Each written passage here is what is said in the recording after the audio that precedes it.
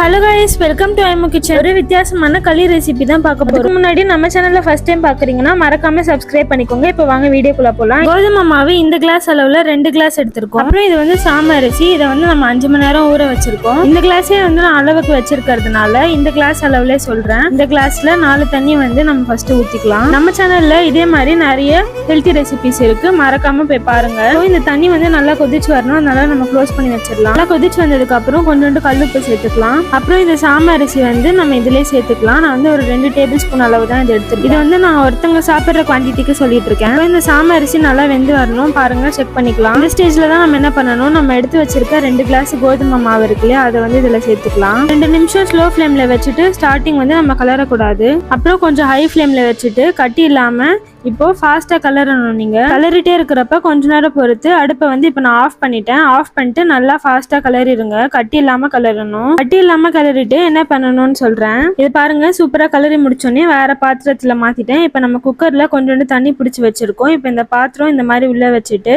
நம்ம க்ளோஸ் பண்ணி ஒரு விசில் விட்டா போதும். மேல இருந்து ஆவி வருதான்னு செக் பண்ணிட்டு இப்போ விசில் போட்டுக்கலாம். இப்போ ஆஃப் பண்ணிட்டேன், ப்ரெஷர்லாம் போயிடுச்சு. நம்ம ஓபன் பண்ணி பாத்திரலாம். அவ்வளவுதான், நம்மளுடைய கோதுமை களி இப்போ ரெடி ஆயிடுச்சு. இதை வந்து நல்லா சாப்பிடுறது ஏத்த மாதிரி உருண்டை பிடிச்சு வச்சாச்சு. இது கூட நான் முருங்கைக்காய் வதக்கல் தொக்கு ரெசிபி பண்ணிருக்கேன். இந்த ரெசிபி வேணும்னாலும் மறக்காம கமெண்ட் பண்ணுங்க. அவ்வளவுதான், நம்ம இப்ப சாப்பிட போறோம். சூப்பரா இருக்குங்க, வேற லெவல்ல இருக்கு. கண்டிப்பா நீங்களும் ட்ரை பண்ணுங்க. வாங்க சாப்பிடலாம். தேங்க்ஸ் ஃபார் வாட்சிங். பை.